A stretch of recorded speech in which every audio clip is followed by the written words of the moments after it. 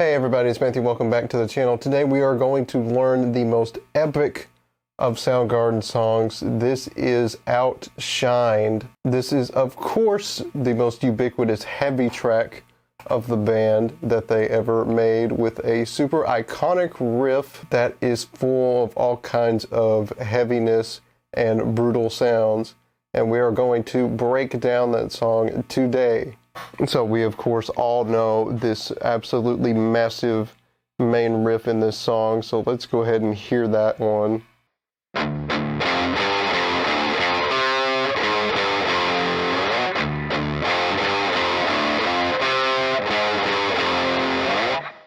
And of course, there it is in all its glory. I maybe have that a little loud. Let me turn that down. So let's break that one down a little bit here. Of course, it's going to start with these open palm mutes on the lowest two strings. Forgot to mention we're in drop D, of course. And then it's going to go 3, 5, 3, 0. Back to 3. And then this open, and then the single third fret here on the A string. And then 6, 5, 3. Slide out. So the full thing slow is going to be this.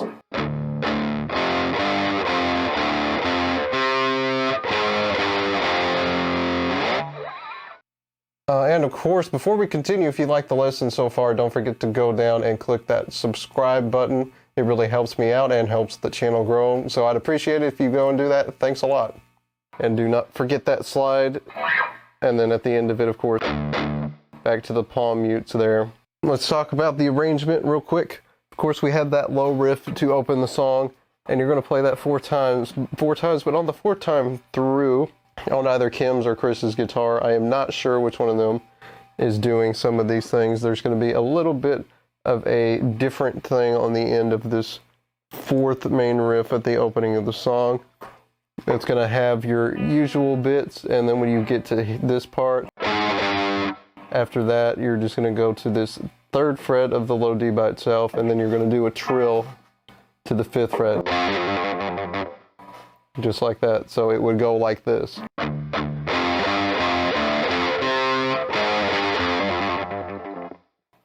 Sometimes I do not hit that accurately. You got to really get that pull motion. You got to pull down a little bit to get that to keep sounding. Just like that. I have some hand weakness from my disability, so trills are kind of hard for me, but you get the point of that. So that's what happens the fourth time. And while that's also going on, either Kim or Chris is going to do this bit here. And have that slide out. So that's going on at the same time as that trill on that fourth time of the main riff on the opening of the song. So that is going to go like this.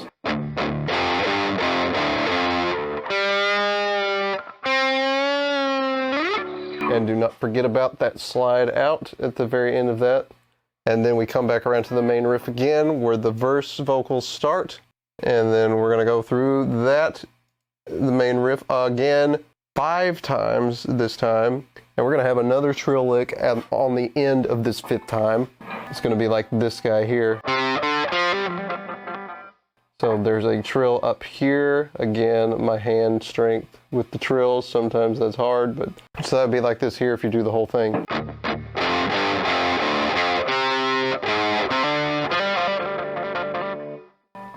So that could be a little bit of a trick to go from here to get that. So you're going from that 6th fret back to here. That's a little bit of a tricky move. So there is that part, and then we go back to the main riff again for 4 more times after that, and the ending is going to be a little bit different. It's just going to be like this. Although that ending is very low in the mix, and it's on a guitar that has a little bit less gain, so you don't quite hear it as well. I think it's on Chris's guitar, probably, because underneath it's still the main riff, the regular main riff is playing along with that. So at the very end of this verse section, you would have this.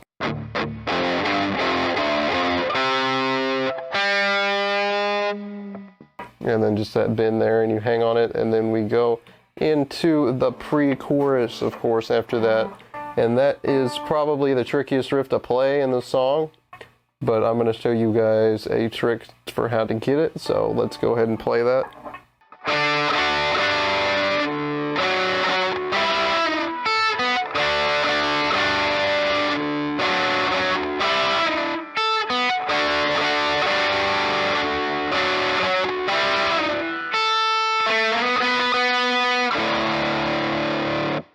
So there is roughly the idea there. I might have been a little bit slow on that ending part, but you get the idea with that. And the big trick here, to be able to get this 4th fret here with this index finger, is to just use your pinky to get this 7th fret of the G and the B string down, so that you can do that move and not have to move anything out of position when you do that.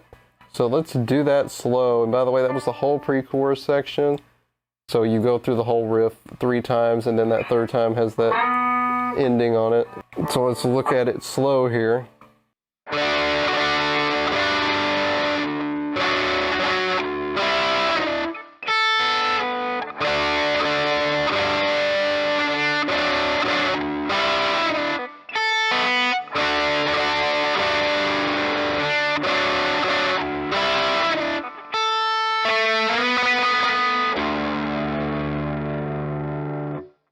So there it is. And I forget, there are both guitars playing this. Kim does a slide out on this finger, I think, after that octave hit, you know, which that slide happens a lot in the song in different places, so it's not too weird. So get that quick little slide at the end of that, and then we're out of the pre-chorus. That's not too complicated to do. So let's go on to the chorus riff, which is another big one to hear. And that chorus section goes like this.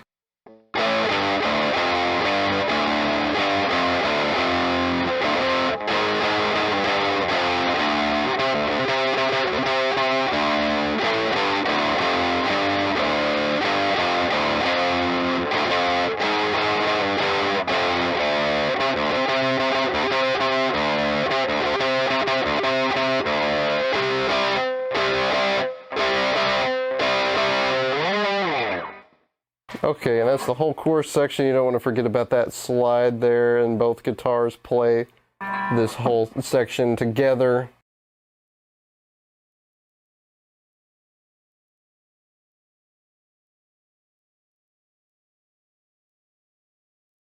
So that's why it sounds so big. Let's go through it real quick, slow. It is not too hard to figure out. The trickiest thing is probably this 10th fret to open string section that happens, and we'll talk about that in detail. But let's go through it slow here.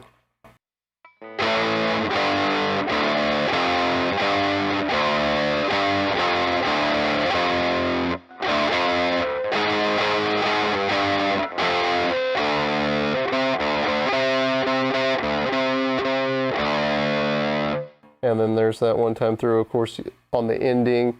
On the 2nd time through, you play that twice, and then we have this at the end.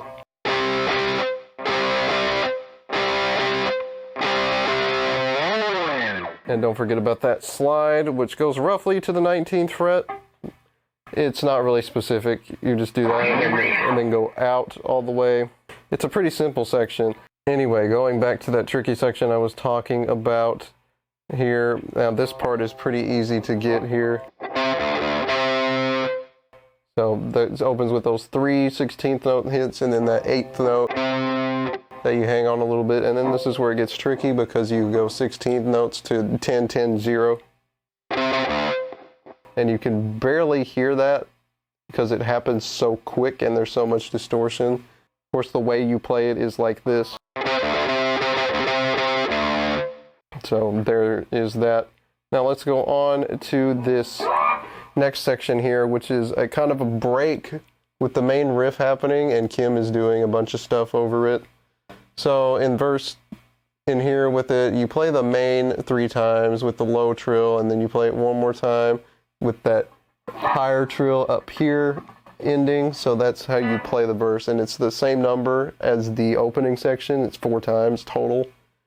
And while that's going on, we're going to talk about what Kim is doing here, and he is doing some crazy stuff while this is all going on. So let's look at that. Hopefully my hand is not going to cramp up on me.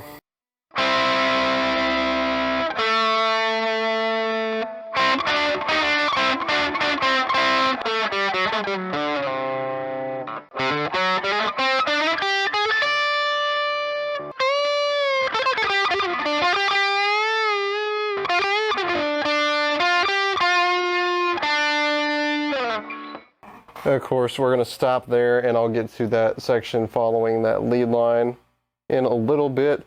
But as you can see, there's a lot of tricky things happening here. Of course, the hardest part is probably this. Honestly, no, it's not that last lick. The hardest part is this one where you do all this stuff up here and slide over and all that. So let's break that down slowly here, just so you guys can see what's going on. Starting with this double stop here on the 5th fret of the G and the B.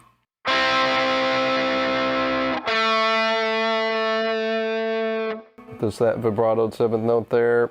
You know, we'll take that in. Let's go to the next part. Do this nice and slow.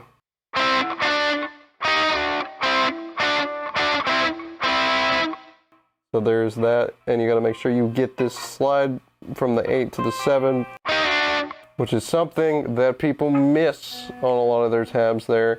And then we have this tricky walk down here from 7 to 4, which has a weird timing on it. As you can see, the first time you do it, this 7th fret note is longer than the second time. And there's that, and then it goes down to here. So. Now, you can do a slide there if you want, or you can just do this. Picking it might be easier, and then this walk up lick here. This is really tricky here, so slow again so you guys can understand it.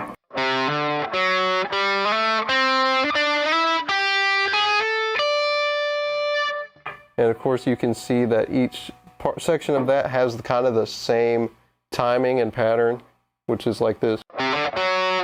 So it's just that timing all the way through. Make sure you don't miss the 10th fret there. That could be tricky going that fast when you got to get all 3 fingers. You could also try to cheat it like that. Or you could just slide your one finger, index finger up and do it that way. That's fun too.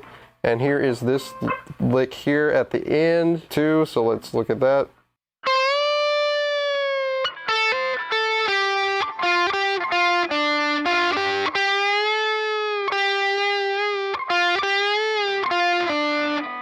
And then you're out into the next section after that.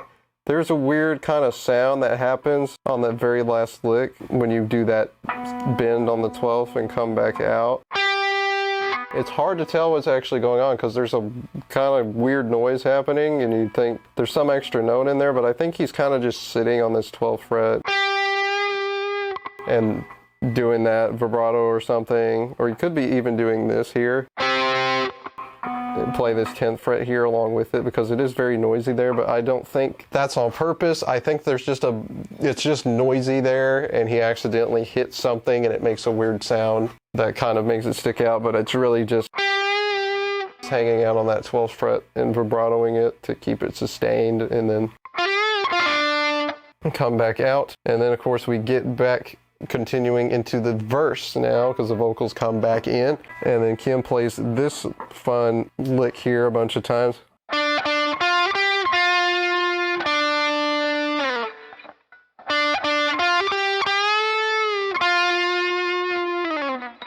And with slides at the end, and the number of times he does that full thing with the 2 different licks in that fill section is twice, so he plays those whole things twice like that. And the second time through, he changes the end of it a little bit and does an extra little thing that fills the extra bar that's in here, and that is like this.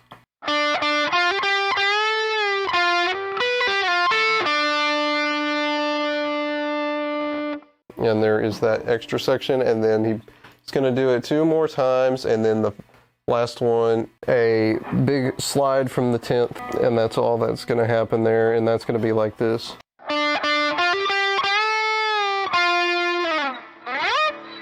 And so it's kind of like that. He slides out and then comes all the way back down there to the kind of the 19th fret, which is what I have marked. It doesn't really matter which fret you end that on, but it's got this slow slide out and then go back up that way, and then that's where that section of Kim's ends.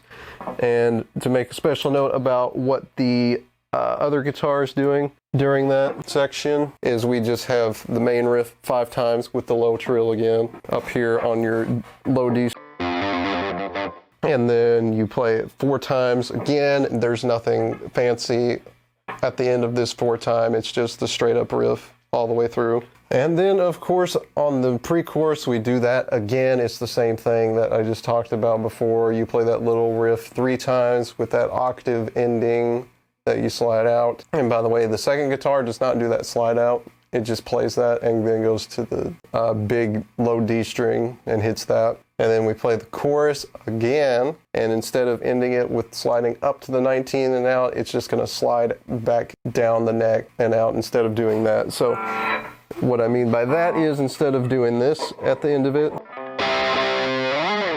it's just going to be this. And you're out of there. And then we get into the bridge section, which is a fun riff that happens in here, and it's in 4/4. I should have mentioned the timing on a lot of these sections, so let me talk about that for just a second here. So the main riff and the verse sections are in 7/4, and then the pre-chorus and the main chorus are in 4, and the ending of the chorus goes back to 7, and then of course you turn back around into the main riff, so it's in 7 all the way through there until you get back around to the pre-chorus and chorus again. And of course you play the ending 7/4, and we go back to 4/4 for the bridge though, and make sure you turn your volume down just a little bit. Okay, and let's play that bridge, and I'm just going to do it once because it's pretty long.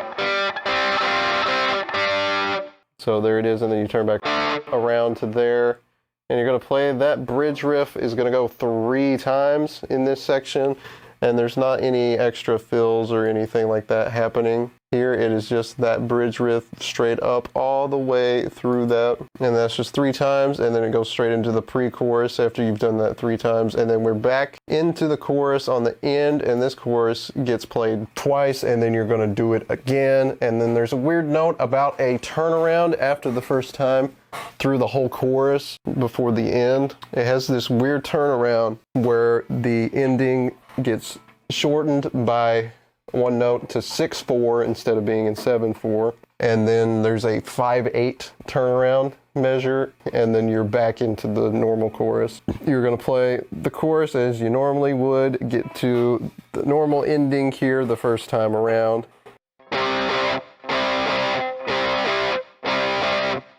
So you have that, and it's going to go like this, so let me play the whole thing with the turnaround.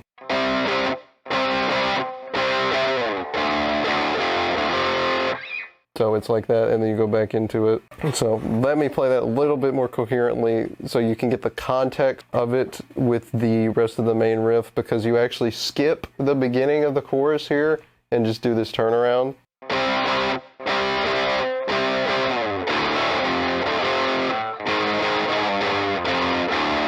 So that would be how you go back into that, and of course you can see it on the tab there.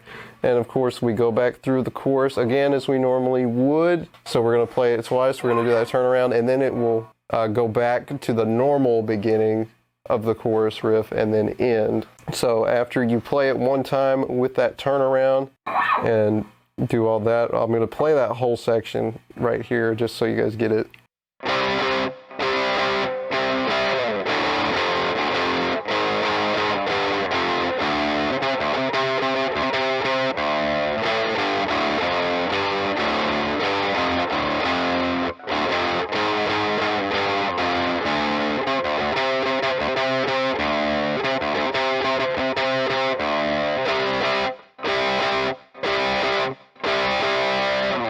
And then that's the end of the song right there. All right, guys, there is the lesson. I hope you guys enjoyed this lesson on Outshined here. Leave a comment down below if you would like as usual. Don't forget to subscribe and click the bell so you get notifications for when a new video is going to be out. And with that, I will see you guys next time for another video. Have a good one.